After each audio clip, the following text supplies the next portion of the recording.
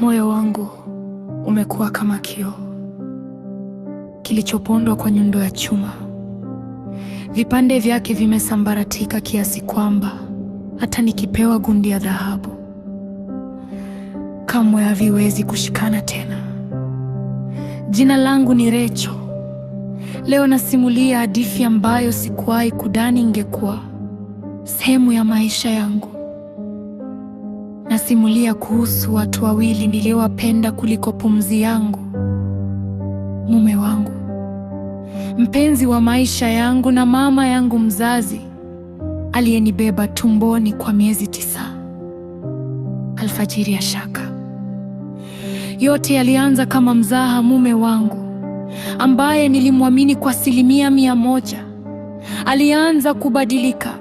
Alianza kuwa na ukaribu wa ajabu na mama yangu tangu mama alipohamia kwetu kwa ajili ya matibabu ya mguu.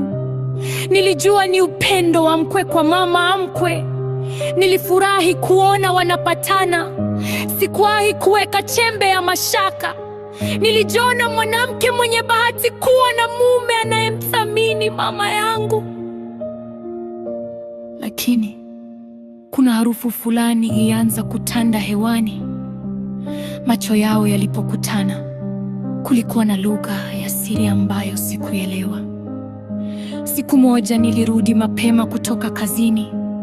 Nikamkuta mama yangu akiwa amekaa sebuleni, amevaa vazi la usiku ambalo hata mimi nisingethubutu kulivaa mbele ya mgeni. Lakini nikajisemea moyoni, huyu ni mama, hana hila. Siku ya Kiyama ilikuwa Alhamisi, tarehe ambayo itabaki imechorwa kwa wino mweusi kwenye moyo wangu. Nilikuwa na safari ya kikazi ya siku 2 mkoani, lakini kutokana na dharura ya ofisi, safari iliahirishwa. Nikiwa njiani, niliamua kutowapigia simu ili niwashtukize kwa furaha. Nilitaka kumletea mume wangu zawadi ya chakula chake akipendacho na kumpa mama dawa zake mpya. Niliingia ndani ya uzio wa nyumba yetu. Saa 4 usiku, kimya kilikuwa kimetanda, ishara kwamba walikuwa wamelala. Nilitumia ufunguo wangu wa akiba kufungua mlango wa sebule. Nilipiga hatua kwa kunyata, nikiwa na tabasamu la siri moyoni mwangu, nikiwaza jinsi mume wangu atakavyonishangilia nitakapomkurupusha kitandani. Mlango wa kuzimu. Nilipofika mlangoni mwa chumba changu cha kulala, nilisikia sauti za chini chini, vicheko vya mahaba ambavyo nilivijua vyema. Moyo wangu ulianza kupiga kwa kasi kama ngoma ya vita. Niliweka mkono wangu kwenye kitasa, mkono ukitetemeka kiasi cha kutaka kuangusha funguo. Nilisukuma mlango pole pole. Taa ya upande wa kitanda ilikuwa inawaka kwa mwangaza hafifu wa rangi ya waridi. Macho yangu hayakuamini kile yalichokiona pale. Juu ya shuka zangu nilizozifua kwa mikono yangu, mume wangu alikuwa amemkumbatia mwanamke mwingine, na mwanamke huyo hakuwa mwingine bali ni mama yangu mzazi. Mama aliyeninyonyesha, mama aliyenifunza kuwa mwanamke bora, alikuwa akishiriki mapenzi na mume wangu. Kupasuka kwa moyo. Dunia ilisimama. Zawadi iliyokuwa nimeshika mkononi ilianguka na kusababisha kishindo kikubwa. Wote wawili walishtuka na kugeuka kunitazama. Uso wa mume wangu ulibadilika na kuwa mweupe kama karatasi. Mama yangu, badala ya kuficha uso wake kwa aibu, alijifunika shuka kwa madaha, akinitazama kwa macho yasiyo na huruma hata kidogo. Rachel,